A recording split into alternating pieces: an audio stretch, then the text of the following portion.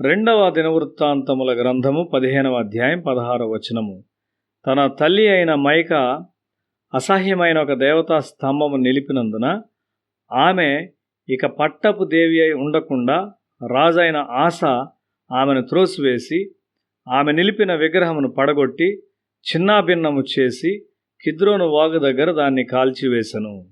ఒక ప్రవక్త ఆసా యొద్దకు వచ్చి అతన్ని హెచ్చరించాడు. నీవు ఆయనతో ఉన్నట్లయితే ప్రభువు నీతో ఉండును, నీవు ఆయన్ను వెదికినట్లయితే ఆయన కనబడును, అయితే నీవు ఆయన్ని విడిచిపెట్టినట్లయితే ఆయన నిన్ను విడిచిపెట్టును. ఒక విధముగా దేవుడు ఎల్లప్పుడూ మనతో ఉంటాడు, కానీ మనం ఆయనతో ఉన్నట్లయితే ఆయన సన్నిధి ఎక్కువ తెలియబడును. ఒక బిడ్డ తల్లితో ఉన్నట్లయితే ఆ బిడ్డ అవసరతకు తగినట్లుగా తల్లి స్వేచ్ఛగా సహాయం చేయగలదు. అంతా సాఫీగా జరుగును. తన పరిపాలన ప్రారంభంలో ఆస చాలా జయకరంగా ఉన్నాడు. తన తల్లి రాణిగా ఉండుట నుండి ఆమెను తొలగించి ఆమె ఏర్పాటు చేసిన విగ్రహమును నాశనం చేశాడు. సంవత్సరాలు జరుగుచుండగా అతడు ప్రభువు నుండి దూరమై తన సొంత తలంపుల ప్రకారం చేశాడు. చివరిగా సిరియా రాజైన బెన్హదదు మీద ఆధారపడే స్థితికి వచ్చాడు. దేవుని పట్ల మన వైఖరి ఎప్పుడు మారునో మనకు తెలియదు. మన హృదయము చాలా మోసకరమైంది, కాబట్టి మనం చాలా జాగ్రత్తగా ఉండాలి. అకస్మాత్తుగా మన హృదయము దేవునిపై విశ్వాసము నుండి మనిషిపై విశ్వాసముంచు స్థితికి జారుట ప్రారంభమవుతుంది. అది దేవునికి ఒక గొప్ప అవమానం. అది ఆయన్ను బహుగా బాధిస్తుంది కూడా. ఏ మనుష్యుడు దేవుని స్థానమును తీసుకొనకూడదు. అబ్రహాము కథ చాలా వ్యత్యాసమైంది. అతడు కూడా పొరపాట్లు చేశాడు.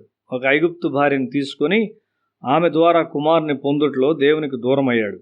అయితే తరువాత అతడు ఎక్కువగా దేవుని వాక్యానుసారంగా జీవించాడు.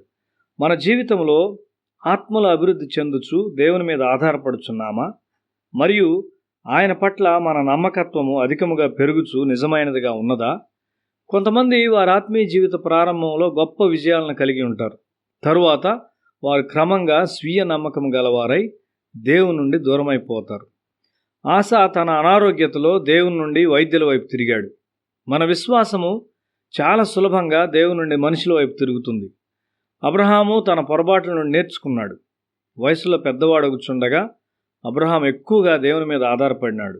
చివరిగా తన ఒకే ఒక కుమారుడైన వాగ్దాన కుమారుని బలియాగంగా ఇచ్చు ఆత్మీయ ఉన్నత స్థితికి చేరాడు. ఆ విషయంలో అతడు దేవుడు కోరిన విధముగా స్పష్టముగా విధేయుడయ్యాడు.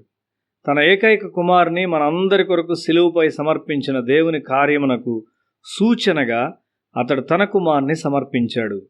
ఒక బలహీనమైన విశ్వాసంతో ప్రారంభించిన అబ్రహాము చివరికి విశ్వాసములో బలముగా వృద్ధి చెందాడు.